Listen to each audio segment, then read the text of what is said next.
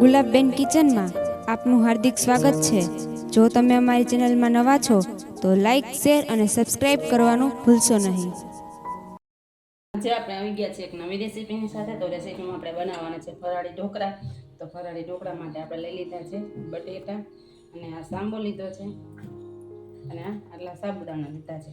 તો આપણે બટેકાની છાલ ઉતારી એના કટકા કરી નાખીએ।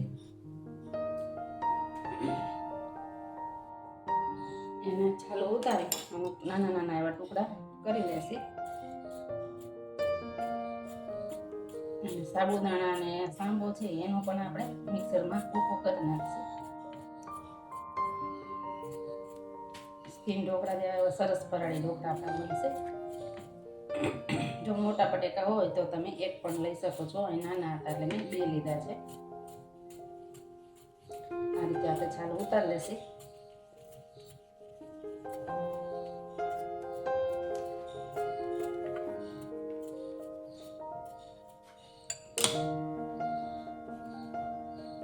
આ રીતે નાના નાના પીસમાં કટિંગ કરી નાખશે।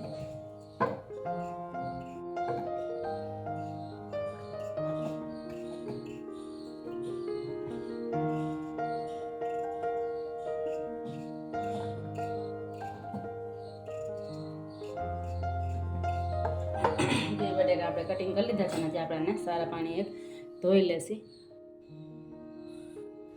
સરસ એવું આપણે ઝીણું એવું દળાઈ ગયું છે તો આપણે એને એક વાટકામાં કાઢી લેશું। પછી હવે આપણામાં સાબુદાણા દળી લેશું। આમાં આપણે નાખી દઈશું સીંધું મીઠું, કેમ કે આપણે ફરાળી બનાવવાના છે એને પણ આપણે સારી રીતે આ રીતે મિક્સ કરી લેશું। પછી આપણે રાખી દઈશું ફ્રીજમાં, કેમ કે નકર આ બટેકા છે કાળા પડી જાય અને ફ્રીજમાં રાખીએ તો કાળા ન પડે, એટલા માટે આપણે હવે ફ્રીજમાં રાખી અને સાંબો અને સાબુદાણા આપણે દળી લેશું। તો સાંબો અને સાબુદાણા આપણે ઓછા લેવાના છે અને સાંબો આપણે આટલો લીધો છે એને બેને આપણે મિક્સ કરી દઈશું અને પછી એને પણ આપણે દળી લઈએ। હવે તમે જોઈ શકો છો એવું સરસ દળાઈ ગયું છે। સેજ દાણાવાળું છે તો હજી આપણે આને એકવાર પાછું દળવું પડશે, કેમ કે આપણે જેમાં પલાળવાનું છે એટલે એ માટે આ રીતે આપણે દળદરું રાખ્યું છે। ત્યાં સુધી એમાં આપણે બટેકા જે પીસીને રાખ્યા છે એ પણ લઈ લેશું ફ્રીજમાંથી અને પછી આ એમાં એડ કરી દઈશું।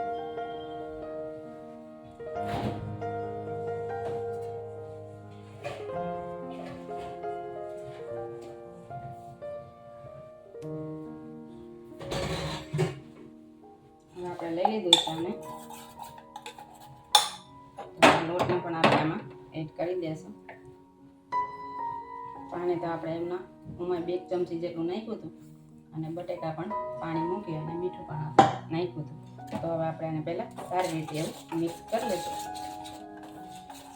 તમે જોઈ શકો છો પાણીની પણ આપણને જરૂર છે નહીં, પણ થોડુંક જ આપણે છાશને એવું ઉમરશે એટલે સરસ એવું થઈ જશે।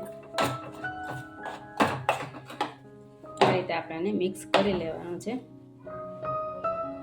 હવે આપણે અહીં કાંઈ છાશ લઈ લીધી છે, જે આપણે હાંબો અને લઈને પલાળ્યું હતું એ પ્રમાણે આપણે એનાથી 1 ચમચી જેટલું વધારે આપણે નાખશું। છાશ ખાટી એવી લઈ લીધી છે મેં એને સેજ ખાટી।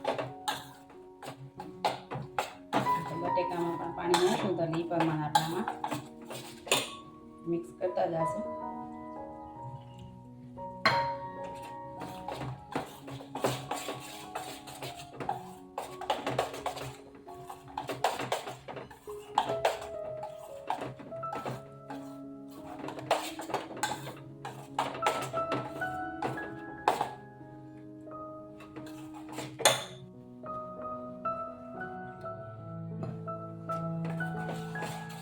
સાબુદાણા હાંબો લીધો તો એનાથી 1 કપ જેટલી આપણે છાશ એમાં ઉમેરવાની છે। તો મેં અહીં એકદમ ઘાટી છાશ લીધી છે અને હવે આપણે 10 થી 15 મિનિટ માટે ઢાંકીને રાખી દઈશું, ત્યાં સુધીમાં સાબુદાણા અને સાંબો બે સરસ એવા પલળી જશે।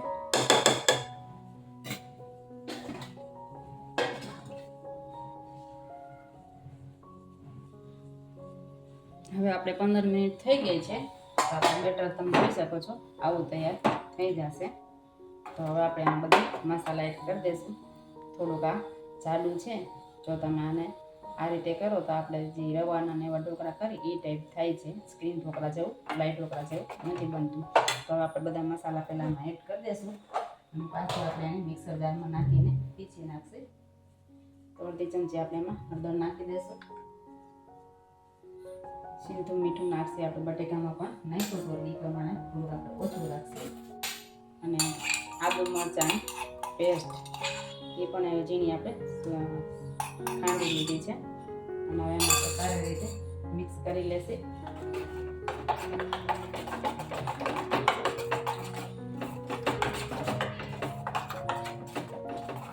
આ રીતે આપણે એને મિક્સ કરી પછી મિક્સરના ખાનામાં નાખી પાછું આપણે દળી લેવાનું છે.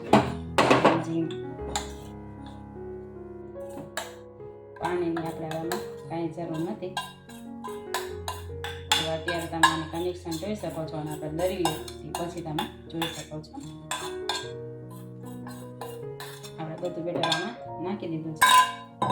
હવે એનું ઢાંકણ રાખી અને સારી રીતે એવું દરી લેશે.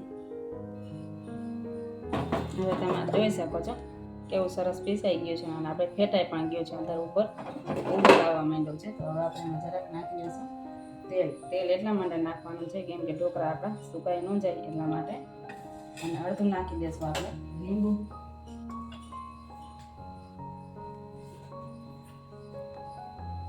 સોડાની આપણે તમારે સોડા નાખવા હોય તો તમે સોડા પણ નાખી શકો છો.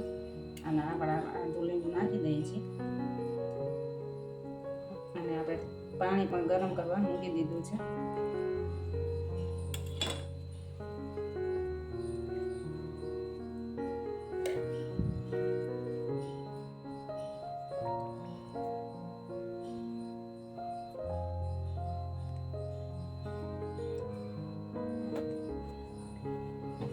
કન્ડિશનમાં આપણે અહીંયા કાઢી લઈશું અને સારી રીતે એક ધારો આપણે ફેંકી દઈશું. તમે જોઈ શકો છો કેટલું પાતળું થઈ ગયું છે. આપણામાં પાણીની પણ જરૂર નથી પડી.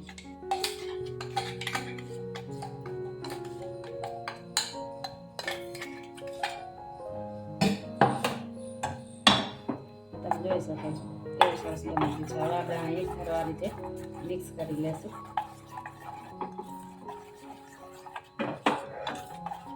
આપણે ગરમ પણ પાણી મૂકી દીધું છે ખાવા અને ડીશ પણ આપણે ઓઇલ લગાડીને રાખી દીધી છે.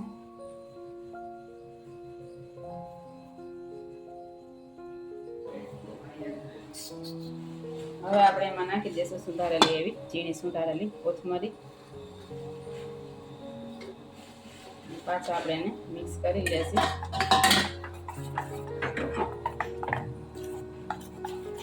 બેટર આપણે આ રીતનું હોવું જોઈએ. જો તમારે એક ડીશમાં થઈ જતું હોય તો એનો તમે નાખી દેજો. નકર જો 2 ડીશો થવાની હોય તો એક થાળી થઈ જાય પછી પાછો એમાં ઈનો તમે એડ કરી શકો છો ઉપરથી. કેમ કે ઓલી હળદર છે ને કરી ઢોકળા આપણા લાલ બનીને તૈયાર થાય. હવે આપણે આમાં ઈનો નાખી દઈશું. આપણે એમાં અડધો જ નાખવાનો છે ને અડધો આપણે બીજી ડીશ નાખવાની છે એમાં આપણે એડ કરીશું.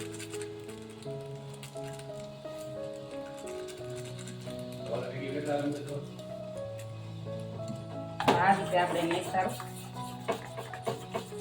ચમચીના મદદથી ફેરવશું. જોઈ શકો છો એનો નાખે તગોદામાં મસાલો સરસ એવો આવી ગયો છે અને આપણે પાણી પણ સરસ એવું ઉકળી ગયું છે. તો આપણે આ રીતે નાખી દઈશું.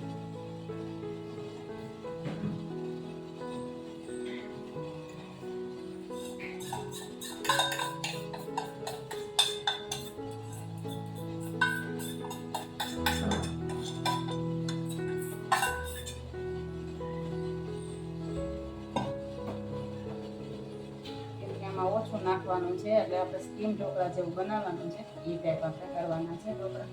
એટલે ઓછું મટીરિયલ નાખી તો સરસ પાતળા એવા ઢોકળા બનશે.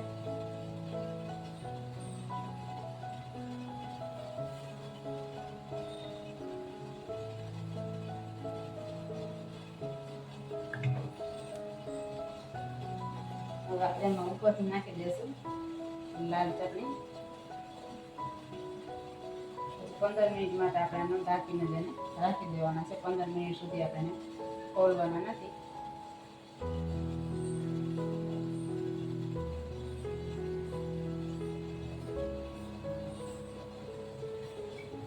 આ રીતે આપણે મૂકી દઈશું. હવે આપણે 15 મિનિટ થઈ ગઈ છે, તો હવે આપણે ઢોકળાને જોઈ લેશું. ગેસની ફ્લેમ પણ આપણે બંધ કરી દીધી છે. એકદમ સરસ એવી સુગંધ આવવા માંડી જ છે. ગરમ છે એટલે આપણે ઉપાડવી પણ વધારે એવું લાગશે.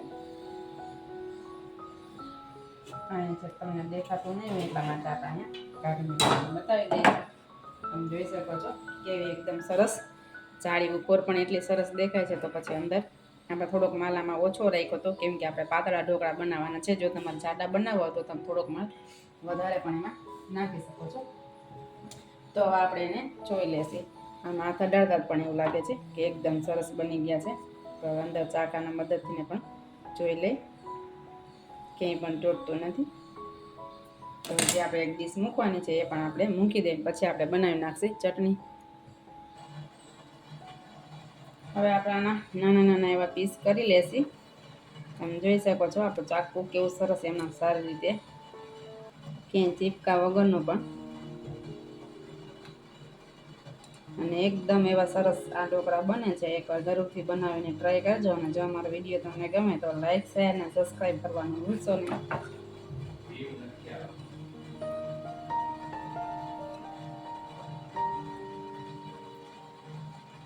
પછી આપણે આમાં ચટણી પણ બનાવવાની છે, એ પણ આપણે બનાવી લઈશું.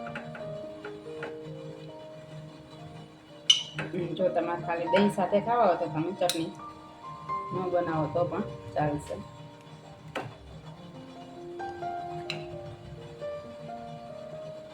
એક ઢોકળું તમને અહીં સરસ એવું બતાવી જ દેશે. આપણે સેજ વધારે આછા રાખ્યા છે.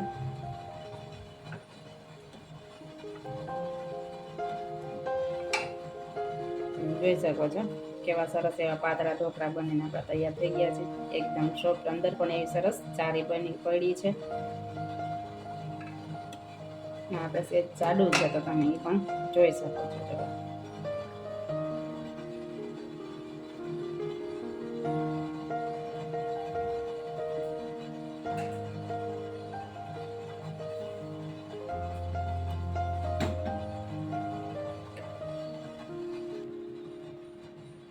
હવે ચટણી બનાવવા માટે આપણે 5 થી 6 લાલ મરચાં લઈ લીધા છે.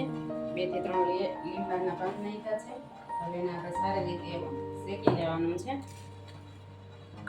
કલર બદલે ત્યાં સુધી આપણે આ રીતે શેકશું.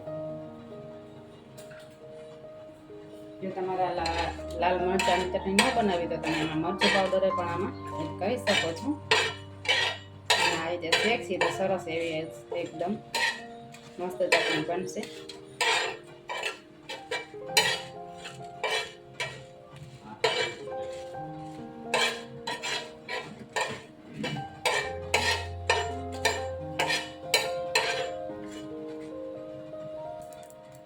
સરસ એવા શેકાઈ ગયા છે. તો હવે આપણે ઠંડુ થવા કાઢી લેશું. હવે આપણે જે શેક્યું છે એ સરસ એવું ઠંડુ થઈ ગયું છે. તો આપણે એને મિક્સરમાં નાખી દઈશું. અને શેકેલા માંડવીના બી લીધા છે એ પણ આપણે એમાં નાખી અને સરસ એવો એનો ભૂકો કરી લેશું. આનાથી સરસ એવું ફરાળી ચટણી આપણી બનીને તૈયાર થઈ જશે. આપણે એમાં નાખી દેશે આંબલીનો ટુકડો, જેથી સરસ એવી ખટાશ પકડી લે છે. અને જો તમારે દહીં નાખવું હોય તો તમે દહીં પણ એમાં એડ કરી શકો છો. હવે આપણે ચટણી દરાઈને તૈયાર થઈ ગઈ છે. તમે જોઈ શકો છો કેવો સરસ એવો કલર આવી ગયો છે. તો આપણે એને વાટકામાં પાછું કાઢી લેશું.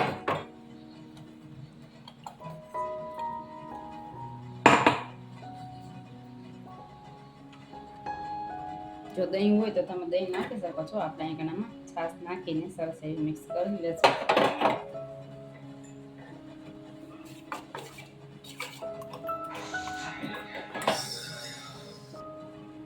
હવે આપણે ચટણી બનીને અહીં તૈયાર થઈ ગઈ છે. તો આપણે જરાક એમાં સીંધું મીઠું પણ નાખી દીધું છે. તમે જોઈ શકો છો કે એટલો સરસ કલર આપણો ચટણીનો આવી ગયો છે.